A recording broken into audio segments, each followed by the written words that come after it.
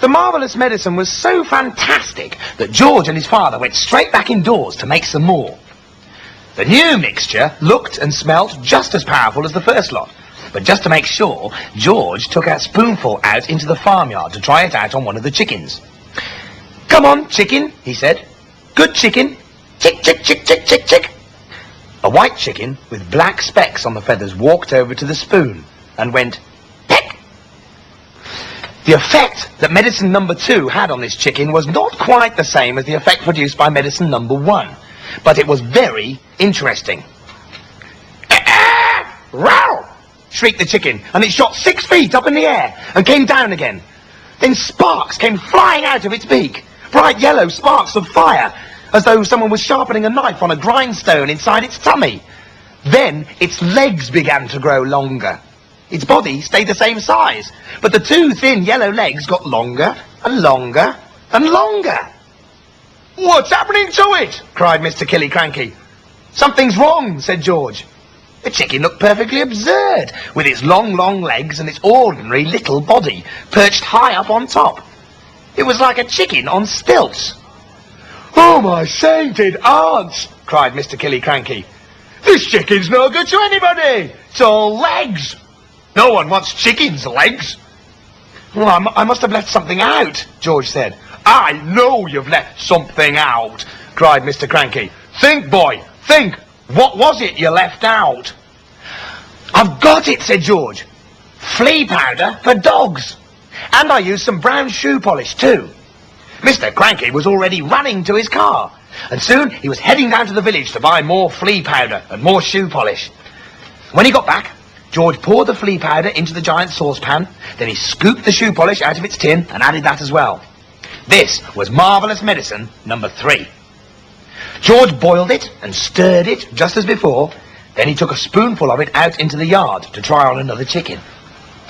Mr. Cranky ran after him, flapping his arms and hopping with excitement. "Come and watch this one," he called out to Mrs. Cranky. "Come and watch us turning an ordinary chicken into a lovely great big one that lays eggs as large as footballs." "I hope you do better than you did last time," said Mrs. Cranky. "Come on, chicken," said George. "Chick, chick, chick, chick, chick, chick, chick, chick. Have some of the lovely medicine."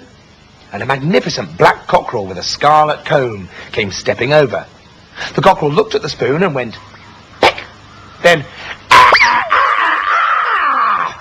George and his father and mother watched as the cockerel shot up into the air and came back down again. "Watch him now," cried Mr. Cranky. "Watch him grow. Any moment he's going to start getting bigger and bigger." The cockerel stood quite still. It looked as though it had a headache. "What's happening to its neck?" Mrs. Cranky asked. "It's getting longer," said George.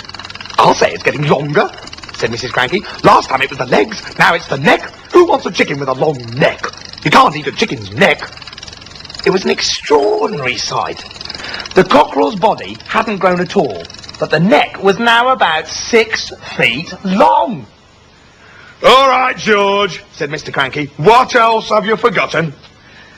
"I don't know," said George. "Oh, yes, you do," said Mr. Cranky. "Come along now, boy. Think. There's probably just one vital thing missing, and you've got to remember it." I put in some engine oil from the shed," said George. "Did you have that on your list?" Eureka! cried Mr. Cranky. "That's the answer. Right, how much did you put in?"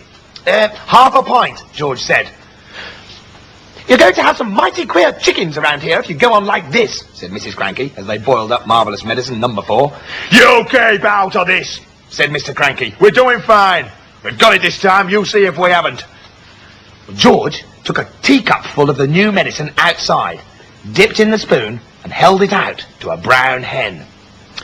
"Chick, chick, chick," he said. "Try some of this." The brown hen walked over and looked at the spoon. Then it went, peck. "Ouch," it said. And then a funny whistling noise came out of its beak. "Watch it grow," shouted Mr. Cranky. "Don't be too sure," said Mrs. Cranky. "Why is it whistling like that?" "Keep quiet, woman," cried Mr. Cranky. "Give it a chance." "It's getting smaller," said George. "Look at it, Dad, it's shrinking." And indeed it was. In less than a minute, the hen was no bigger than a new hatched chick. It looked ridiculous. "Oh, give it up," said Mrs. Cranky. "Pack it in. You'll never get it right." And at that point, Grandma came striding into the yard. From her enormous height, she glared down at the three people below her, and she shouted, "What's going on around here? Why hasn't anybody brought me my morning cup of tea? It's bad enough having to sleep in the barn with the rats and the mice, but I'll be blowed if I'm going to starve as well. No tea, no eggs and bacon, no buttered toast." "Oh, I'm sorry, Mother," Mrs. Cranky said. "We've been terribly busy. I'll get you something right away."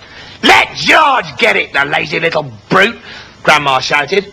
Just then, the old woman spotted the cup in Georgie's hand. She bent down and peered into it, and she saw that it was full of brown liquid. It looked very much like tea. "Ho, ho!" she cried.